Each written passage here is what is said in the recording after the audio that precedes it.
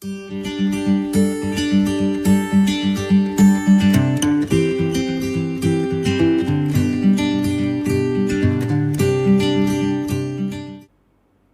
मित्रों, स्वागत है कोर्स के द्वितीय भाग में और अध्याय नंबर 13 में।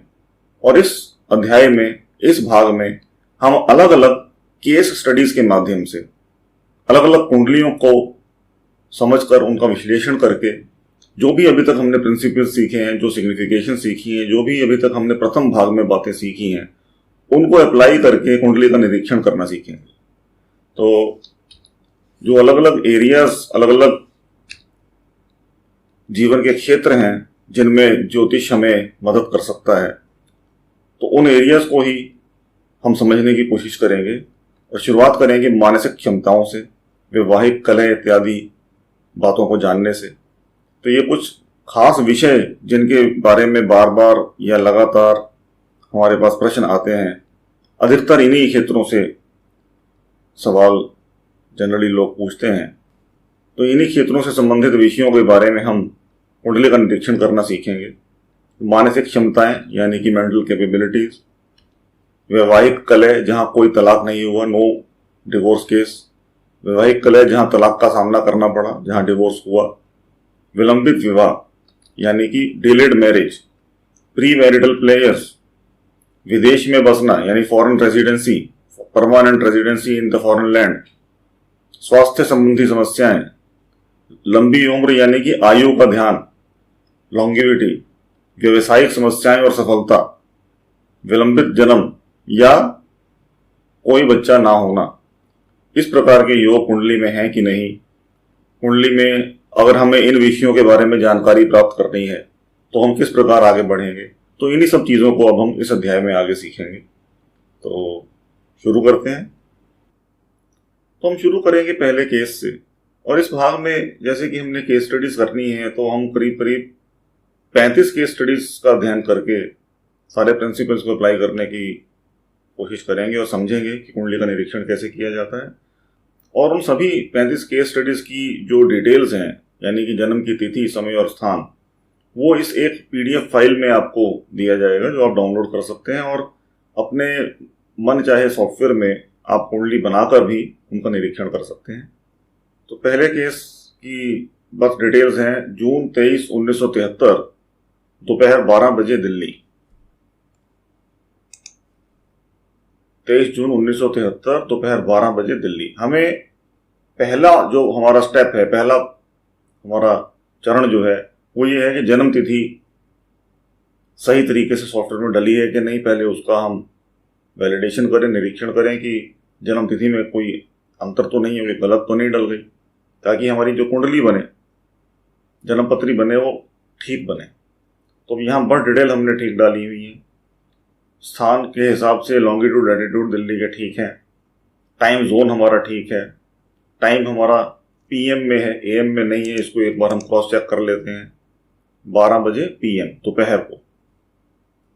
तो अब हम स्टेप बाय स्टेप अप्रोच लगाकर ये जानने की कोशिश करेंगे कि इस कुंडली में क्या चैलेंजेस हैं, क्या नेगेटिव्स हैं, क्या पॉजिटिव्स हैं, और मेंटल कैपेबिलिटीज की जहां हम बात कर रहे हैं तो उसका निरीक्षण करने के लिए हमें किस प्रकार आगे बढ़ना होगा। तो मेंटल कैपेबिलिटीज के लिए सबसे पहले तो हमें लगन की स्थिति देखनी होगी और यह देखना होगा कि लगन पर किन किन ग्रहों का प्रभाव कितनी नजदीकी से आ रहा है। अब यहाँ ये कन्या लगन की कुंडली है। ये हमारा प्रथम स्थान हुआ, प्रथम भाव हुआ, जिसको हम लगन कहते हैं। और जो राशि यहाँ स्थित होगी, उस राशि वाला लगन इस कुंडली को कहा जाएगा। तो ये कन्या लगन की कुंडली है, कन्या लगन की राशि चार्ट है, जहां राइजिंग डिग्री जो हमारी है 2 डिग्री 59 मिनट, यानी करीब करीब 3 डिग्री इस कुंडली का MEP हुआ। तो अब हम मार्क करेंगे सबसे पहले कि कहाँ कहाँ पे चैलेंजेस हैं, कहाँ कहाँ पे स्ट्रेंथ है इस चार्ट में। तो जो भी ग्रह 3 डिग्री के नजदीक होगा वह अपना प्रभाव वहां पे डालेगा। तो हम देख रहे हैं कि बुध लग्नेश जो है वो 3 डिग्री का 11वें भाव में स्थित है। तो इसका मैक्सिमम इम्पैक्ट 11वें भाव पर होगा बुध का। और जहां इसकी दृष्टि जा रही है, यानी कि बुध की दृष्टि 7वीं दृष्टि 5वें भाव पे जा रही है, यहां से गिनेंगे यदि हम 1 2 3 4 5 6 7 अपने से बिल्कुल सामने अपोजिट 180 डिग्री। तो यहां 5वें भाव पे और 11वें भाव पे लग्नेश का मैक्सिमम इंपैक्ट होगा। कौन कौन से भाव हुए ये?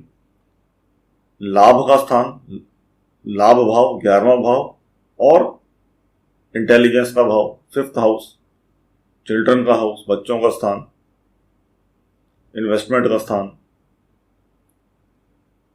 अब इसके अलावा कुंडली में और कौन कौन से ग्रह हैं जो 3 डिग्री के निकट हैं?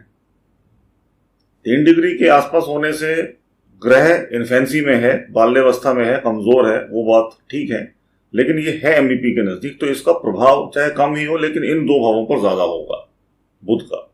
और यहां अगर हम देखें चंद्रमा भी करीब करीब 1.25 डिग्री का है, तो नजदीक हुआ एमबीपी के 7वें भाव में। 11वें भाव का स्वामी का इम्पैक्ट 7वें भाव पे आ रहा है और पहले भाव पे आ रहा है। तो यदि हम इन पॉजिटिव बातों को पहले मार्क कर लें कि बुध का जो प्रभाव है वो 5वें भाव पर भी जा रहा है और 11वें पर है और 5वें पर है, साथ ही साथ चंद्रमा का जो प्रभाव है वो लगन पर जा रहा है और लगन के साथ साथ वो 7वें भाव को भी पॉजिटिवली इंपैक्ट कर रहा है क्योंकि वो एमबीपी के नजदीक बैठा है। अब देखते हैं कि वीकनेसेस और चैलेंजेस क्या हैं इस चार्ट में। शनि 1 डिग्री 39 मिनट का, ये भी एमबीपी के नजदीक हुआ और शनि 6ठे भाव का स्वामी है, यानी कि अनफेवरेबल प्लैनेट है। तो अनफेवरेबल हमने जब आइडेंटिफाई करने की बात की तो 6 8 12 में जहां मूल त्रिकोण राशि पड़ती हो उस राशि का स्वामी अगर वहां मूल त्रिकोण राशि है तो वह ग्रह अनफेवरेबल होता है, फंक्शनल मैलेफिक होता है। अब यहाँ 6ठे में शनि की मूल त्रिकोण है तो शनि अनफेवरेबल, कन्या लगन में। 8वें में मंगल का मूल त्रिकोण है तो मंगल अनफेवरेबल, और 12वें में सूर्य का मूल त्रिकोण है तो सूर्य अनफेवरेबल। अब यहां शनि जो है उसका प्रभाव 10वें भाव पर नेगेटिव होगा क्योंकि शनि एमबीपी के नजदीक है, और शनि तीसरी दृष्टि 12वें भाव पे डालेगा तो 12वें भाव पे भी इसका इंपैक्ट नेगेटिव होगा। इसको हम मार्क भी करते हैं, शनि का प्रभाव 12वें भाव पे नेगेटिव जाएगा, 4थे भाव पे नेगेटिव जाएगा, साथ ही साथ शनि की 10वीं दृष्टि 7वें भाव पे जाएगी जो कि नेगेटिव प्रभाव देगी। तो 12वें पे नेगेटिव, 4थे पे नेगेटिव और 7वें पे नेगेटिव, ये नेगेटिव प्रभाव इन भावों पर आए। शनि अपनी तीसरी दृष्टि से 12वें पे, 7वीं दृष्टि से 4थे पे और 10वीं दृष्टि से 7वें भाव पे एमबीपी के नजदीक अपना प्रभाव डाल रहा है। साथ ही साथ मंगल अपनी 4थी दृष्टि से सूर्य को परेशान कर रहा है। मंगल का इन्फ्लुएंस सूर्य पे है, एग्जैक्ट अफ्लिक्शन इसको बोला हमने। और मंगल क्या है? हमारा मोस्ट मैलेफिक प्लैनेट, एमएमपी, 8वें भाव का स्वामी। एमएमपी का रूल किया था 8 12 और केतु। शुक्र यहां पे ओल्ड एज में है तो शुक्र वीक है। जो भी ग्रह हमारे कमजोर है वो पिंक कलर में मार्क है। बृहस्पति कमजोर है क्योंकि वो अपनी नीच राशि में स्थित है। बृहस्पति और शुक्र दोनों नवांश में 6ठे भाव में स्थित हैं। तो ये सारी कमजोरियां इन ग्रहों को हुई। पॉजिटिव क्या हुआ कि ये बुध और चंद्रमा एमबीपी के नजदीक हुए। अब मेंटल कैपेबिलिटीज की यदि बात करें, लगन पर किन किन ग्रहों का प्रभाव आ रहा है। लग्नेश बाल्यावस्था में है तो कमजोर हुआ, तो लग्नेश कमजोर हो गया पहली चीज। लेकिन प्रभाव बुध ग्रह का हुआ क्योंकि लग्नेश बुध है। तो बुध जो मेंटल कैपेबिलिटीज का स्वामी है उसका लगन पर अत्यधिक प्रभाव है, लेकिन वो कमजोर है तो मेंटल कैपेबिलिटीज जातक की कमजोर रहेंगी। सोचने समझने की क्षमता थोड़ा कम होगी। साथ ही साथ माइंड को रिप्रेजेंट करने वाला ग्रह चंद्रमा वो भी बाल्यावस्था में है, लेकिन उसका इंपैक्ट लगन पर है, डायरेक्ट लगन पे देख रहा है। तो डिसीजन लेने में व्यक्ति को समय लगेगा, व्यक्ति क्विक डिसीजन लेने में सक्षम नहीं होगा। सूर्य भी क्योंकि मंगल द्वारा अफेक्टेड है तो डिसीजन मेकिंग पावर और कम हो गई। सूर्य का भी प्रभाव बहुत ज्यादा होता है डिसीजन के अंदर, क्योंकि वो हमारी आत्मा को रिप्रेजेंट करता है। अब चौथे भाव पर भी अफ्लिक्शन है शनि द्वारा। तो जब चौथे भाव में अफ्लिक्शन आई तो बेसिक एजुकेशन पर समस्या हुई। बेसिक एजुकेशन ग्रहण करना व्यक्ति के लिए दुर्लभ हुआ, क्योंकि एक तो चौथे भाव पर शनि का इंपैक्ट और ऊपर से चौथे भाव का स्वामी नीच राशि में स्थित। पॉजिटिव क्या हुआ कि वहां बुध का फेवरेबल एस्पेक्ट है जहां बृहस्पति बैठा है। तो बेसिक एजुकेशन में प्रॉब्लम आई, रुकावटें आई, लेकिन फिर भी स्कूलिंग किसी प्रकार इन्होंने करी और आगे नहीं पढ़ पाए। तो अब इस कुंडली में हमें क्लियरली ये नजर आ रहा है कि चौथा, सातवां, 10वां और 12वां भाव ये सब परेशानी में है। दूसरे भाव का स्वामी शुक्र वो ओल्ड एज में है, वृद्धावस्था में है। तो इन सभी एरियाज में लाइफ में व्यक्ति को परेशानी आएगी।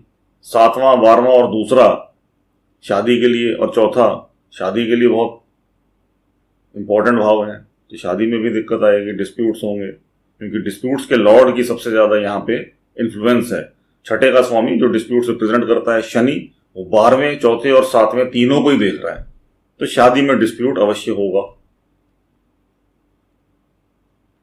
तो ऐसा जरूरी नहीं कि हम किसी एक विषय के बारे में यदि इस कोर्स में डिस्कस करें तो हम बाकी पॉइंट्स को छोड़ दें। हम वो जो हमें समस्या किसी कुंडली में दिखेगी हम वो सारी डिस्कस करेंगे और प्राइमरीली उस एरिया पर फोकस करेंगे जो हमारा उस केस स्टडी का मुख्य विषय है। अब यहाँ मुख्य विषय तो मेंटल कैपेबिलिटीज था, जो हमने पता लगा लिया कि हाँ, चंद्रमा और बुध का प्रभाव सबसे ज्यादा इनकी पर्सनैलिटी पर होने वाला है। तो इंट्रोवर्ट होते हैं इस तरीके के लोग, जहाँ पे क्योंकि ग्रह कमजोर हैं तो अपनी बात समझाने में समय लगता है। साथ ही साथ स्पीच का लॉर्ड, दूसरे भाव का स्वामी, वो ओल्ड एज में है और ऐसे भाव में बैठा है जहां एफ्लिक्शन हो रही है। और सूर्य, शनि, केतु, शुक्र ऐसे भाव में बैठे हैं जहां शनि की एफ्लिक्शन है। शनि जिस घर में बैठा उसने उसको ही खराब कर दिया, क्योंकि वो MVP के नजदीक था। तो ये सारे ग्रह कमजोर हो गए क्योंकि ये एफ्लिक्टेड हाउस में बैठे हैं। साथ ही साथ चंद्रमा और मंगल ये भी एफ्लिक्टेड हाउस में है। 10वें भाव पर शनि ने एफ्लिक्शन की MEP पे, जहां MMP बैठा था। मोस्ट इफेक्टिव पॉइंट 7वें भाव का एफ्लिक्टेड है, जहां मोस्ट मैलिफिक प्लैनेट बैठा है, साथ ही चंद्रमा बैठा है। तो चंद्रमा एक तो इन्वेंसी की वजह से वीक हुआ और एक इस वजह से वीक हुआ, कमजोर हुआ कि जहां शनि ने एफ्लिक्शन दी, जिस घर में चंद्रमा बैठा वो भाव एफ्लिक्टेड हुआ। हालांकि चंद्रमा नवमांश में अपने ही मूल त्रिकोण राशि में है, तो थोड़ी सी स्ट्रेंथ गेन कर रहा है, लेकिन कितनी गेन करेगा? जितनी उसकी इनिशियल स्ट्रेंथ है अपनी डिग्री के अनुसार उसका 25%, जो कि नेग्लिजिबल है, और बैठा भी एफ्लिक्टेड हाउस में है, तो बहुत ज्यादा सुधार नहीं होगा। तो इस केस में मैलिफिक प्लैनेट्स की चैरिटीज, इनके दान, खासकर शनि के और मंगल के दान, क्योंकि ये दो ग्रह एकदम क्लोज एफ्लिक्शन दे रहे हैं, एग्जैक्ट एफ्लिक्शन दे रहे हैं। और लग्नेश को बल देना, चंद्रमा को बल देना, जेमस्टोन उनके रेकमेंड करना। तो जिनकी दशा चल रही हो उस समय वो वाले जेमस्टोन मिनिमम रिकमेंड करने चाहिए। कम से कम उनके स्टोन तो रिकमेंड करें जो जिसकी दशा चल रही हो। और लग्नेश, क्योंकि लग्नेश को पास करके कोई ग्रह अपना फल देने वाला नहीं है। तो यहाँ उपाय बनेंगे शनि और मंगल के कम से कम, और राहु केतु के भी यदि वो साथ में कर सकें और सूर्य के भी कर सकें तो बहुत अच्छी बात है, क्योंकि ट्रांजिट में कहीं ना कहीं ये गोचर में परेशानी दे रहे होंगे, कभी भी दे देंगे। तो ये अच्छा है कि सारे मेलेफिक्स के उपाय, दान, पुण्य शुरू किए जाएं, और सारे यदि नहीं भी कर सकते तो जो मोस्ट इंपॉर्टेंट हैं उनके तो किए जाएं। और लग्नेश और दशा लॉर्ड, कम से कम इनको तो अवश्य स्ट्रेंथन किया जाए, उनके रिकमेंडेड कलर्स यूज किए जाएं, अनफेवरेबल प्लैनेट्स के कलर्स को अवॉइड किया जाए। ये सब रिकमेंडेशन हम जातक को दे सकते हैं। तो बढ़ते हैं अगले केस की तरफ और एक और कुंडली का निरीक्षण करके प्रिंसिपल्स को अप्लाई करके समझने की कोशिश करते हैं। धन्यवाद।